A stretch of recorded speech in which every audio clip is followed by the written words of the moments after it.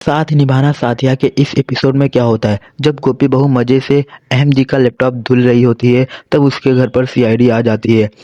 जैसा कि गोपी बहू को पता नहीं था कि लैपटॉप को धुला जाता है या नहीं धुला जाता है, क्योंकि वो अनपढ़ थी। अनपढ़ होने के कारण उसे ये भी नहीं पता चला था कि उसके घर पर सीआईडी आई है, क्योंकि वो तो पढ़ी लिखी नहीं थी, इसीलिए उसने सीआईडी का बैच देखकर भी नहीं पहचान पाया। उसके घर पर एसीपी प्रद्युमन, दया और अभिजीत आए हुए थे। जब वो लैपटॉप धुल रही थी तो एसीपी प्रद्युमन बोलते हैं, तुमने एक बहुत बड़ा जुर्म कर दिया है, तुम्हें इस लैपटॉप को नहीं धुलना चाहिए था, क्योंकि इसमें बहुत सारे डाटा वगैरह थे जिसके धुलने की वजह से ये सब उड़ गए हैं, डिलीट हो गए हैं, और इसके वजह से तुम्हारे अहम जी पर बहुत बड़ा केस हो सकता है, और जिसका केस अब तुम्हारे ऊपर चला गया क्योंकि उसको तुमने मिटाने की कोशिश की है धुल कर। तो गोपी बहू बोलती है, मुझे सच में पता नहीं था ये धुला जाता है या नहीं धुला जाता है, मैंने देखा यह गंदा था इसीलिए मैंने धुल दिया। तो ऐसे भी प्रद्युमन बोलते हैं, नहीं नहीं कुछ तो गड़बड़ है, और सच में कुछ तो गड़बड़ था। तो उसने पता लगाया तो पता चला कि गोपी बहू तो अनपढ़ थी, दिमाग से पैदल थी, इसीलिए वह पैदल चलती थी। तो बाद में पता चला, जब सबको पता चला कि वो अनपढ़ थी और उसको पता नहीं था कि गंदे लैपटॉप को धुला जाता है या साफ़ किया जाता है। तो एसीपी प्रद्युमन बोलते हैं, चलो कोई बात नहीं, मैं इस डिवाइस को ले जाकर कहीं पे हैकर से इसे रिपेयर करवाऊँगा और इसके सारे डाटा को रीयूज़ मतलब रिकवर करवाऊँगा, और फिर उसके बाद देखूँगा इसमें क्या डाटा थे। तो गोपी बहू बोलती है, देखिए मुझे पता नहीं था, आपको जो चाहिए वो ले लीजिए। फिर बाद में वह सब राज़ी हो जाते हैं और एसीपी प्रद्युमन बोलते हैं, कुछ तो गड़बड़ है, तुम्हें ब्यूरो चलना पड़ेगा। जब सीआईडी ब्यूरो लेकर जाते हैं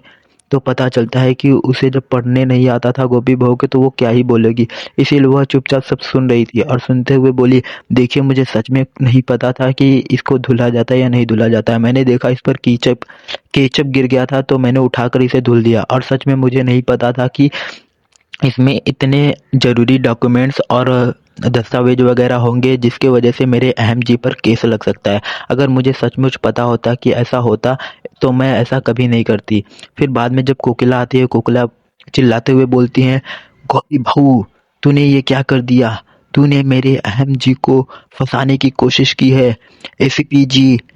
आज के बाद इसको कभी मेरे घर पर आने मत देना। ये सुनकर गोपी बहुत शॉक हो जाती है और फिर बाद में वह अपने कोकिला जी से माफ़ी मांगने की कोशिश करती है, लेकिन सीआईडी बोलती है कि नहीं नहीं,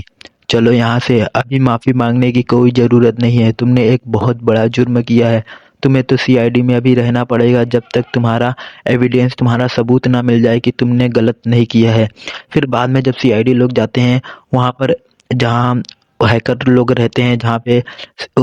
उड़े हुए डिवाइस को रिकवर किया जाता है, तो उससे पता चलता है कि गोपी बहू ने जो लैपटॉप धुला था उसके वजह से कोई भी जो डाटा था वो डिलीट नहीं हुआ था, वह सब कुछ सेफ बचा था, क्योंकि वो सिर्फ कीबोर्ड पर लगा था, और वह जो लैपटॉप था काफ़ी काफ़ी अच्छा लैपटॉप था, जिसके वजह से अंदर पानी नहीं गया था, जिसके वजह से सारा डाटा बच गया था और उसके अहम जी भी बच जाते हैं। तो लाइक कीजिएगा इसके नेक्स्ट पार्ट के लिए और कमेंट जरूर करिएगा नेक्स्ट पार्ट, तो मैं इसका नेक्स्ट पार्ट जरूर लाऊंगा। Thank you.